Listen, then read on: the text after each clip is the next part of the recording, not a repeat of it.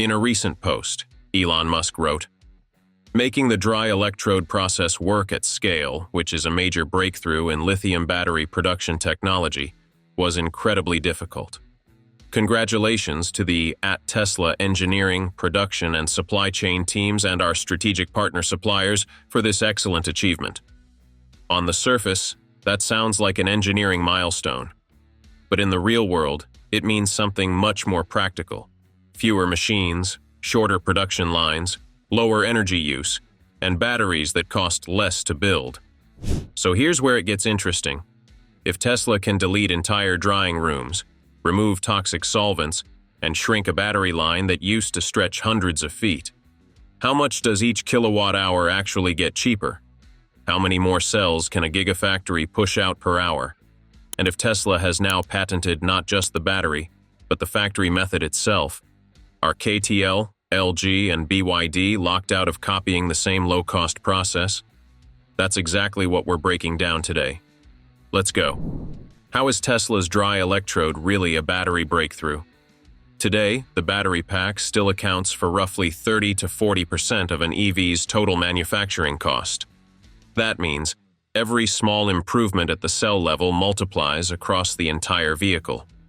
If you cut just $10 per kilowatt hour, you're already saving hundreds of dollars per car.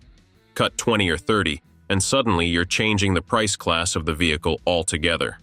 To see why dry electrode matters, you have to look at how batteries are normally made.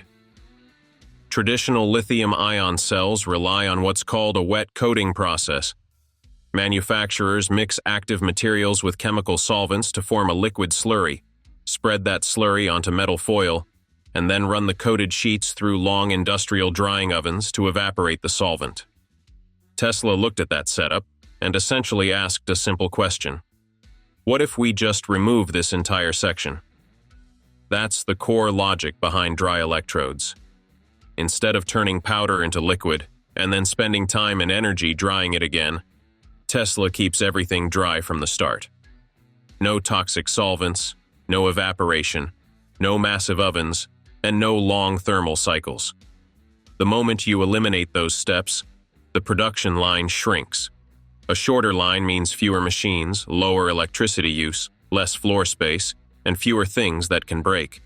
It also means lower capital investment per gigawatt hour of capacity, which is exactly where the real cost battle is fought. This is why Elon's tweet didn't celebrate higher energy density or longer range. He specifically emphasized making the dry electrode process work at scale. Scale is the key word, because plenty of ideas look good in a lab. Very few survive when you try to run them 24/7 in a gigafactory pushing out millions of cells per week. What Tesla appears to have solved isn't just a science experiment. It's how to make dry electrodes reliable, repeatable, and fast enough for mass production. Once you reach that point, the economics start stacking up quickly. Lower energy consumption per line, smaller factory footprints, reduced equipment count, and higher throughput. Each improvement alone might seem incremental, but together they bend the cost curve in Tesla's favor. So here's a simple question. If dry electrode really cuts cost and speeds up production, what will Tesla do with that advantage? Comment 1 if you think Tesla will lower prices to pressure rivals. Comment 2 if you think Tesla will keep prices and take higher profit margins. Tell me why in the comments. I read them all. And if you've made it this far and like these no-hype, numbers-driven breakdowns, subscribe to autogearshift. We're on the way to 25,995 subscribers, and your support helps us keep digging into the real economics behind EVs. But sit back to your chair because we're not done yet. How did Tesla cut materials to the minimum and still keep 2,000 cycles without breaking the electrode? Instead of smashing powders together, Tesla engineered what you could call a Goldilocks mixing zone. Not too aggressive, not too weak, just enough to activate the binder without breaking the particles. According to the process described, the materials are first mixed dry using non-destructive methods such as acoustic mixing or low-speed blade mixers running at roughly 10 to 40 meters per minute. That's far slower and gentler than conventional high-shear industrial mixing. Active materials are blended with porous conductive carbon first, while keeping their structure intact. Only after that initial blend does Tesla introduce the dry binder. That sequence matters. By separating energy materials from the glue step, Tesla avoids coating and damaging the particles too early. It's almost closer to kneading dough than milling powder. And this is where the numbers start to get interesting. Because once the process becomes gentle enough, Tesla can dramatically reduce how much inactive material goes into the electrode. Most conventional electrodes rely on higher binder content to guarantee mechanical strength. Tesla's formulation reportedly drops that to around 1.25% PTFE binder. That's extremely low. For every 100 grams of electrode, barely over a gram is glue. Everything else can be energy-storing material. The same logic applies to conductive carbon. Carbon helps electrons move through the electrode, but it doesn't store energy. It's essentially dead weight. Many manufacturers compensate for weaker structures by adding 15 or even 20% carbon to keep conductivity stable. Tesla sets a hard ceiling of 8% by weight, and in some high-performance configurations goes far lower, around 0.75% total carbon.